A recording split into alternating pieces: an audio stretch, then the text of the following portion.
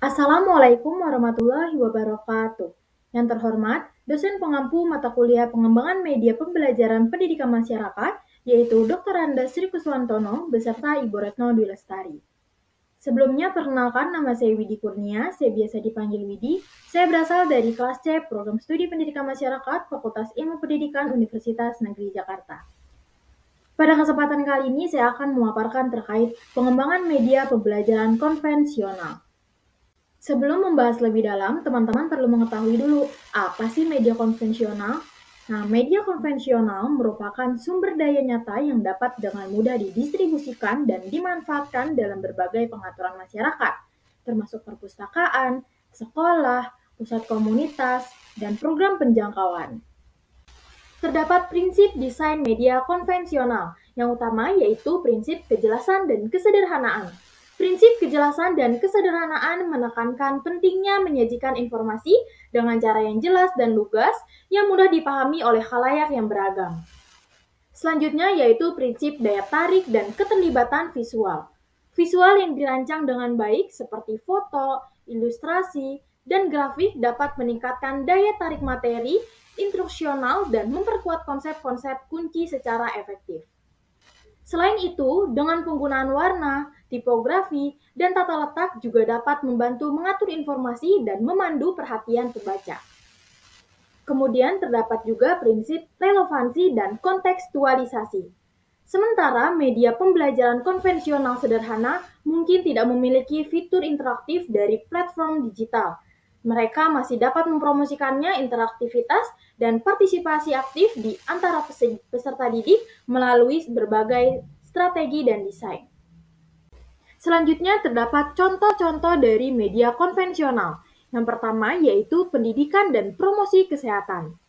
Pendidikan dan promosi kesehatan meningkatkan dan mempromosikan kesadaran tentang masalah kesehatan dan memberdayakan individu untuk membuat keputusan terkait informasi tentang kesehatan juga kesejahteraan melalui media poster.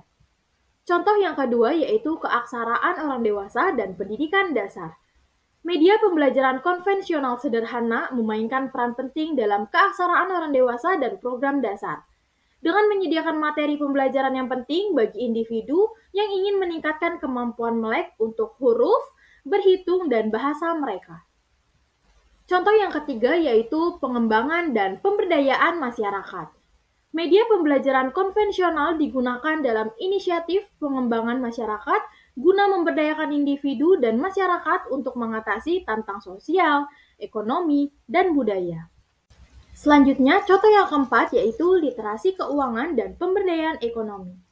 Media pembelajaran konvensional sederhana berperan penting dalam mempromosikan literasi keuangan dan pemberdayaan ekonomi dalam masyarakat untuk membekali individu dengan pengetahuan dan keterampilan membuat keputusan keuangan yang sehat dan mencapai kemandirian finansial.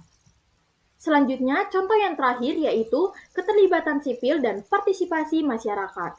Media pembelajaran konvensional sederhana digunakan untuk mempromosikan keterlibatan sipil dan partisipasi masyarakat guna mendorong individu untuk mengambil peran aktif dalam pemerintahan lokal, advokasi, dan aksi sosial.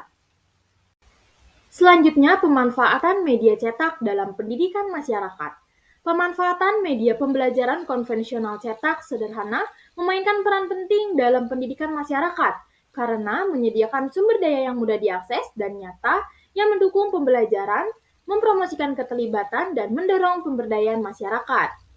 Dari pendidikan kesehatan hingga inisiatif melek huruf dan pengembangan masyarakat orang dewasa, materi cetak menawarkan alat serbaguna untuk menangani berbagai kebutuhan dan juga tujuan pendidikan dalam pengaturan komunitas yang beragam.